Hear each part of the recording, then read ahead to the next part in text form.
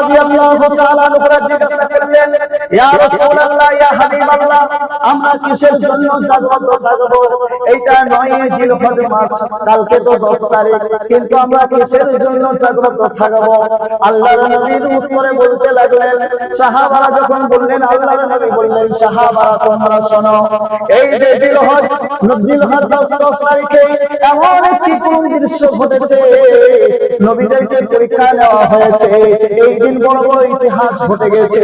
যখন আল্লাহর নবী ইব্রাহিম আলাইহি সালাতু ওয়াস সালামকে, যখন ইসমাঈল আলাইহি সালাতু ওয়াস সালাম যখন ছোট বাচ্চা, যখন জঙ্গলের মধ্যে ছেড়ে আসার কথা হলো, আল্লাহর হুকুম হলো, যখন জঙ্গলের মধ্যে যখন নিয়ে চলে যায়, হযরত মা হাজরা রাদিয়াল্লাহু তাআলা জিজ্ঞাসা করলেন, হে আমার প্রাণের স্বামী ইব্রাহিম, আল্লাহর হুকুমে তুমি আমাদের ছেড়ে চলে যাচ্ছ, কিন্তু আমাদের কাছে তেমন খাবার নাই, কয়েকটু খেজুর রয়েছে এবং একটা মশক ভর্তি কিছু পানি রয়েছে, কিন্তু ও ইব্রাহিম, আল্লাহর হুকুম যদি এর মধ্যে থাকে, অবশ্যই ও আমার প্রাণের স্বামী আমাদের ছেড়ে চলে যান। এই মরুভূমি এলাকার মধ্যে আমি কাউরের কাছে সাহায্য চাইব না, আমি আল্লাহর কাছে সাহায্য চাইব।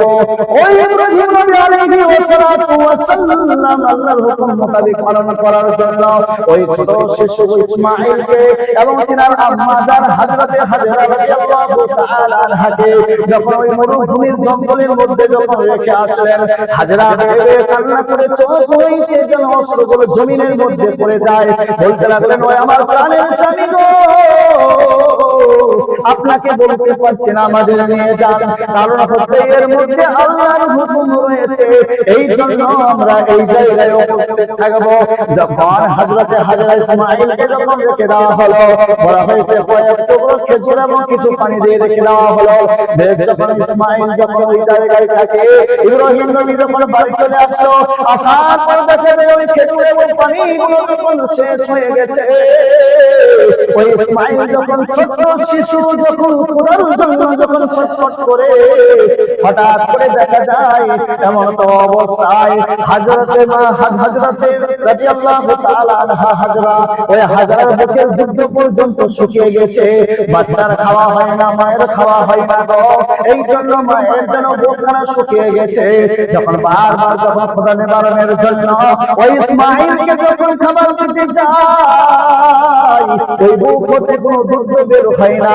সঙ্গে সঙ্গে হযরত রাদিয়াল্লাহু তাআলা আনহা ওই হাজরা চিন্তা করলেন, আমার বাচ্চা ইসমাঈলকে বাঁচানোর জন্য এই পাহাড় যখন ছোটাছুটি করে, সাফা মারওয়া পাহাড় যখন ছোটাছুটি করে, বলা হয়েছে মরুভূমি এলাকা বালিগুলো চিকচিক করে, ওই বাচ্চাকে বাঁচানোর জন্য ওই হাজরা যখন ছোটা শুরু করলো, ছুটতে ছুটতে এক পর্যায়ে দেখা যায় চিকচিক করছে, মনে হয় ওই জায়গায় পানি রয়েছে, আমার বাচ্চাকে বাঁচাতে হবে, আমার ইসমাঈলকে বাঁচাতে হবে।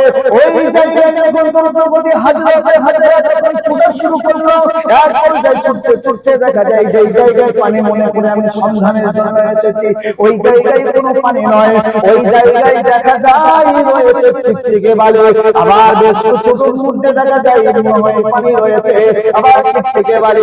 এইভাবে যখন ছুটতে ছুটতে একবার নয় দুবার নয় রে বাবা, ওই হযরত হাজরা রাদিয়াল্লাহু তাআলা আনহা একবার নয় দুবার নয় রে বাবা, বলা হয়েছে সাফা, ওই সাফা পাহাড়টা, মারওয়া পাহাড়টা, বলা হয়েছে 7 বার ছুটেছিলেন ইসমাঈলের পানির জন্য।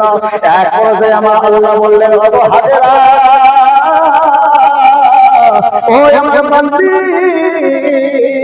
তোমার ছেলেকে বাঁচানোর জন্য আমি আল্লাহর হুকুম মানার জন্য আমার আল্লাহর হুকুম রয়েছে, তোমার স্বামীকে কোনো বাধা দিলে না।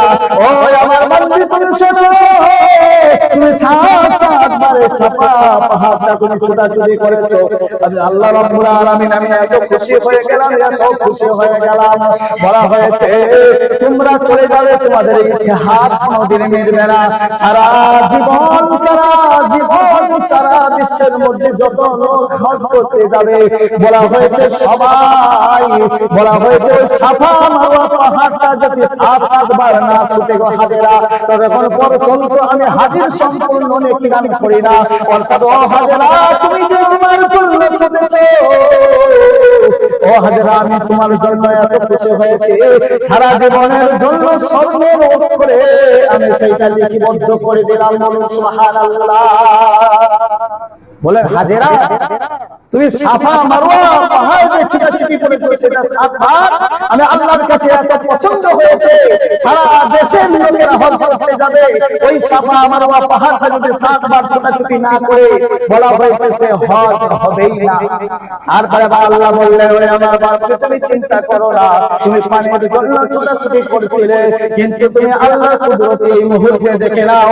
ওই ইসমাঈল আলাইহিস সালাম ছোট বাচ্চা পানির জন্য চলার জন্য যখন পাগল টোকাটুকি করে, বলা হয়েছে ওই মুহূর্তে যখন ওই ইসমাঈলের পায়ের আঘাত জমিনের মধ্যে গোড়ালি দিয়ে যখন আঘাত হয়ে যায়, আল্লাহ বলতে লাগলেন, ওই জমিন তুমি শুনে না,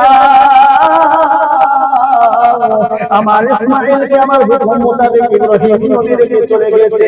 এইখানে তার কার কেউ নাই, এইখানে তার মাথা তারপরে নিরুপায় হয়ে গেছে, এইখানে পানি দেওয়ার মতো কেউ নাই, খাবার দেওয়ার মতো কেউ নাই।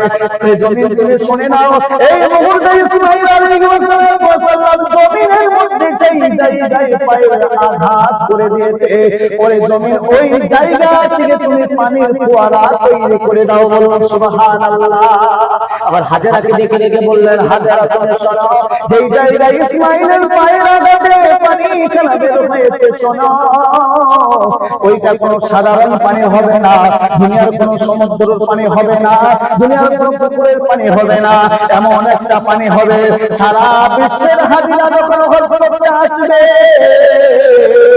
আর ওই আবে জমজমের কূপ হিসেবে পানি যখন গ্রহণ করবে, সঙ্গে সঙ্গে পানির বরকতে ইসমাঈলের পায়ের গোড়ালির আঘাতের কারণে বলা হয়েছে সমস্ত হাজিরা পানি পান করবে এবং দেশের যা হাজিরা পানি পান করবে, আবে জমজম পানি করতে পান করতে দেরি হয়, কিন্তু ইসমাঈলের বরকতে সমস্ত রোগ থেকে মুক্তি পেতে দেরি হয় না। বলুন সুবহানাল্লাহ।